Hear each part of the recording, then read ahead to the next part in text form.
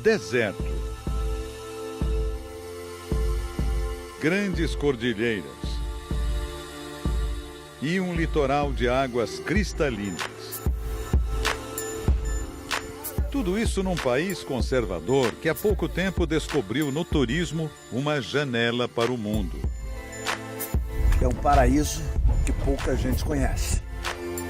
Álvaro Garneiro está no Sultanato de Omã, no sudeste da Península Arábica, na entrada do Golfo Pérsico.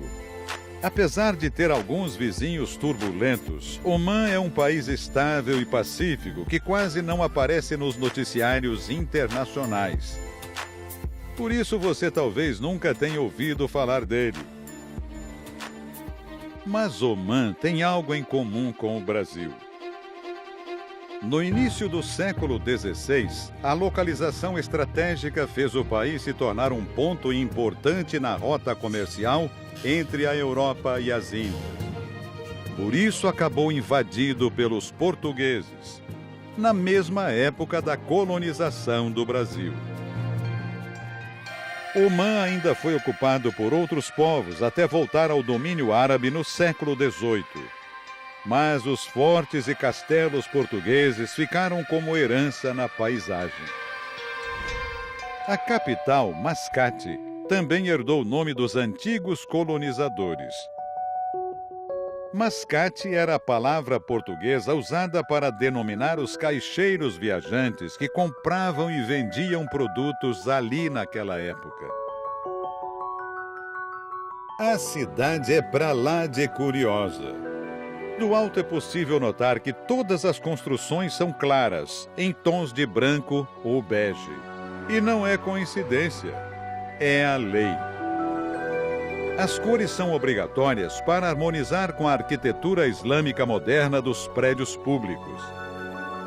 Esta construção imponente, cheia de arcos, é a Opera House, a Casa de Ópera de Mascate. Essa obra demorou 10 anos e foram gastos 1 bilhão e 200 milhões de dólares. A praça inteira em torno da Opera House é toda de mármore. E esse mármore vem daqui. Inaugurada 6 anos atrás, a Casa de Ópera foi um presente ao povo oferecido pelo sultão Qaboos bint Said Al Said, de 77 anos. Ele é uma espécie de monarca que governa o país com poderes absolutos desde 1970, quando depôs o próprio pai. Na época, Omã era um país fechado e atrasado. Tinha apenas 3 escolas e nenhum hotel. Qaboos investiu em educação e modernização e transformou Omã num dos destinos turísticos mais importantes do Oriente Médio. O grande desafio para os visitantes é enfrentar o calor. Depois que o sol nasce, a temperatura ali passa facilmente dos 40 graus. A alternativa que o Álvaro encontrou foi ficar perto da água. Para isso, nada melhor do que um passeio de barco. Quem tem amigo no mundo tem tudo. Eu tenho um amigo meu aqui, o Qais Al Said. Ele é da família aqui real. Ele falou: Álvaro, eu preciso mostrar Omã para você do mar e você ter uma noção o que é esse lugar. O sobrinho do sultão pilota a lancha que pertence a ninguém menos do que Cham Asghari, o cantor pop mais famoso do mundo árabe. Cham foi o primeiro artista árabe a lançar um álbum em inglês nos Estados Unidos. E as músicas dele estão entre as mais ouvidas no Oriente Médio e na Ásia. Cham explica que eles vão levar o Álvaro para conhecer o balneário favorito dos moradores, a cerca de 30 minutos de distância da capital. Conforme os últimos vilarejos ficam para trás, encostas rochosas escondem praias desertas paradisíacas. As praias aqui em Omã são completamente limpas. O governo manda alguém às 5 horas da manhã, mesmo com acesso difícil como esse, que só chega de barco, limpar a praia. É um espetáculo, é lindo e é muito diferente dos outros países aqui do Oriente Médio. Mais adiante, isolados da vida urbana, grandes resorts se estendem pela orla. O que eles estão fazendo? Colocando um hotel do lado do outro e vão desenvolvendo essa área toda, porque o mar é maravilhoso. O que vocês estão vendo aqui é o beach club mais conhecido, mais disputado aqui de Oman. Mais alguns minutos e o 50 por 1 se aproxima do tão esperado destino. Esta é a região de Bandar Hairan, ponto de mergulho frequentado pelas famílias mais ricas da cidade. É comum ver muitas lanchas. As ilhas ali formam uma proteção natural e oferecem à Bahia águas calmas e cristalinas que são um convite.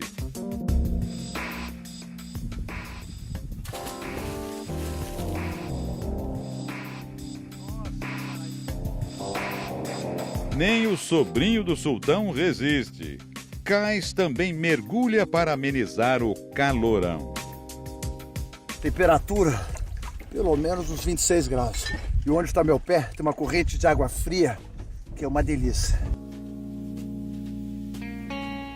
O próximo destino do Álvaro está no interior do país. De Mascate são cerca de 2 horas de viagem de carro. Essa é a região de Jabal Akhdar, a parte central e mais alta da grande cordilheira que atravessa o país. O solo é desértico na maior parte das montanhas. Mas nos pontos mais altos chove um pouco esporadicamente, o que permite o aparecimento de arbustos, a agricultura e a ocupação humana em alguns vilarejos. O que faz de Omã um país muito diferente dos outros aqui no Oriente Médio é a sua região montanhosa, porque os outros países eles são planos. Aqui não, aqui essa região de quase 2.000 metros de altitude deixa Omã muito mais interessante. E o que a gente está fazendo hoje é uma belíssima caminhada de quase 2 horas para mostrar para vocês um dos lugares mais bonitos aqui dessa região. Quem acompanha Álvaro e equipe nessa aventura é o guia Marco. Para andar ali, só mesmo com quem conhece o caminho, pois não há sinalização. O destino do grupo é o cânion por onde costumeiramente passa um rio.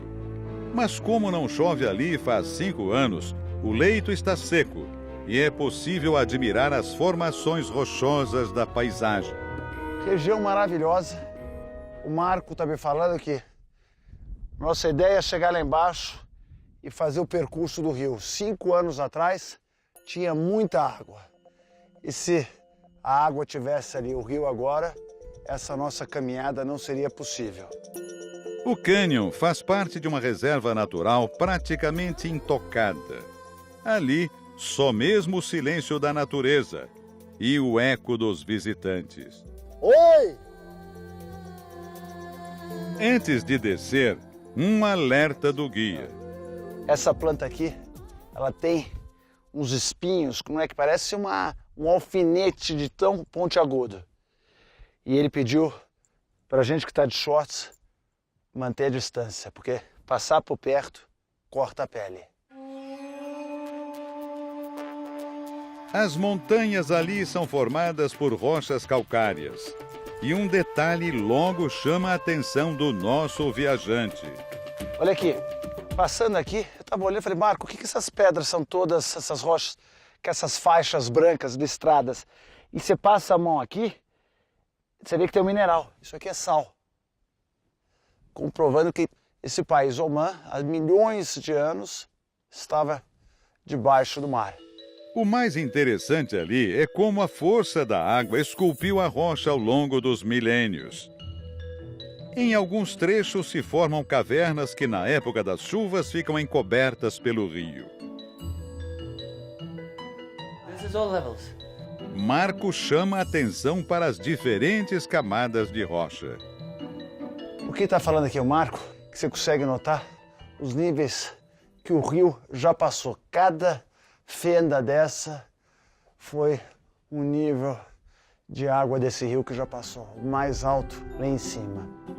Ela vai, tá vendo? Despedaçando. E a água vai batendo e vai formando essas cavernas, esses buracos aqui. E o colorido dela, que é meio marrom, cinza, roxo, é muito bacana.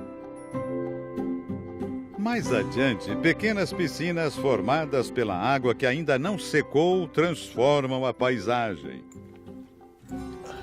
A natureza vai surpreendendo. Quase 3 horas de caminhada. Estamos a 5 minutos de distância do nosso ponto final. A água enriquece e deixa tudo mais bonito, né? No meio do cânion aqui, ó.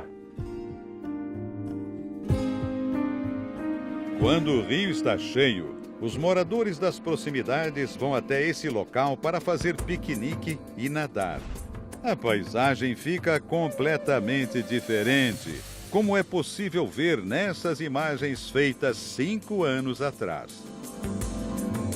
Oman tem dessas coisas. Alguns lugares verdes e cheios de vida quase desaparecem na época da seca. E, de repente, com 1 hora de chuva, a paisagem pode florescer da noite para o dia. Foi um dia de muito calor e de muitas descobertas num país que surpreendeu nosso viajante.